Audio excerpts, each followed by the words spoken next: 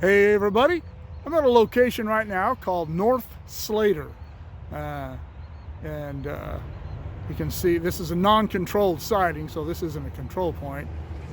You can see the signal cabin over my left shoulder and the electric lock over my right shoulder. That's what they use to get in and out of here. And behind me there you see the big purple D, that's a derail. And I don't think this is actually used for revenue anymore. I haven't seen any. I've seen cars and equipment stored in here over the last few years that I worked, but I didn't see any cars in here being loaded or unloaded. That doesn't mean they don't do it just because I didn't see it. But anyway, catch a train going through here because I know there's one coming. And tell one of the stories I have about Slater. That signal cabin used to just be one of the old rectangle steel cases you've seen in so many of my videos.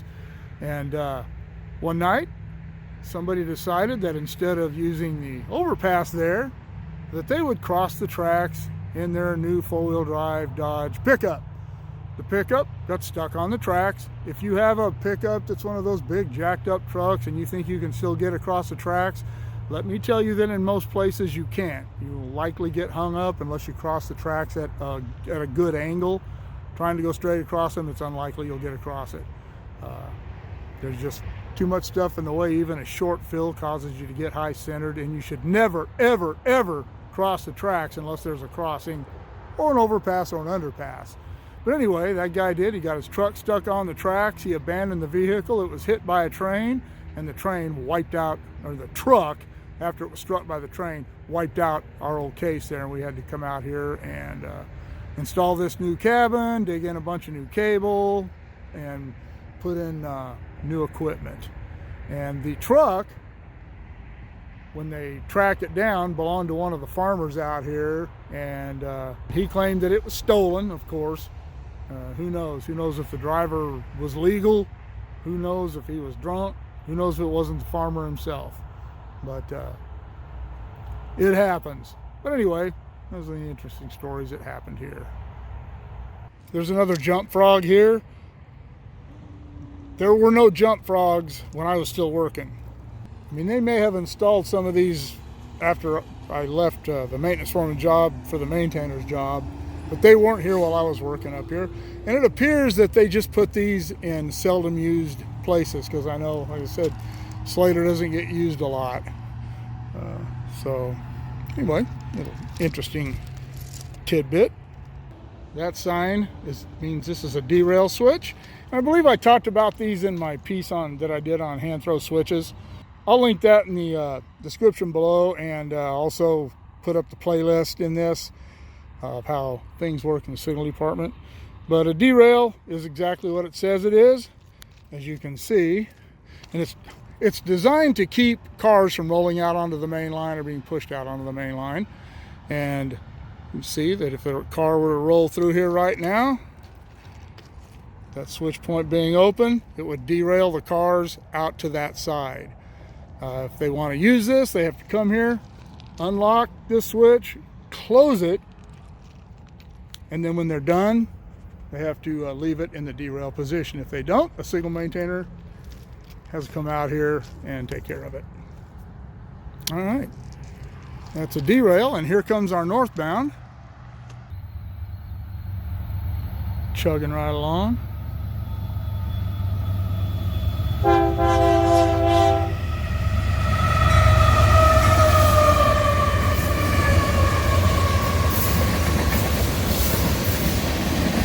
That is Kimberlina Road, the name of that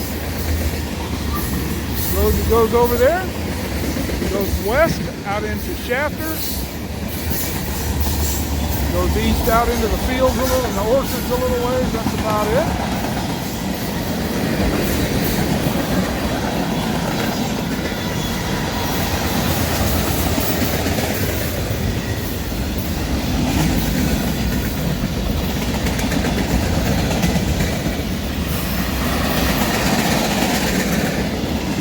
Siding of Coelho.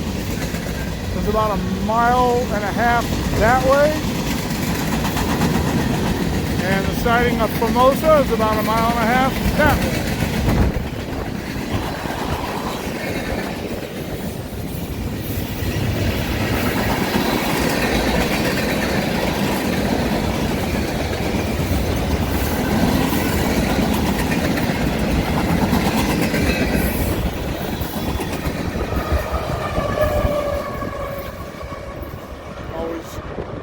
Like the empty lumber cars, pick up a nice